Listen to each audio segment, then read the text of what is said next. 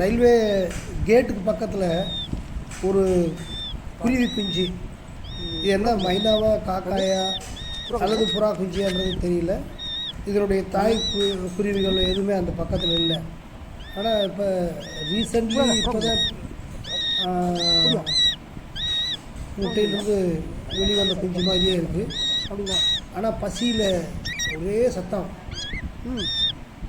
கத்திக்கிட்டே இருக்குது.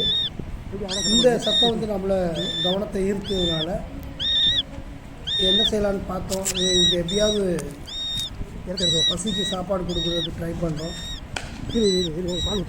நம்ம கையில் இருக்கிறப்ப பால், கொஞ்சமாக பால் இருக்குது பழத்தில், அதில் மிச்சம் இருக்கிறத ஊற்றி கொடுத்து பார்ப்போம். அதனால வந்து அதுக்கு பசி அடங்குமான்றதை பார்ப்போம்.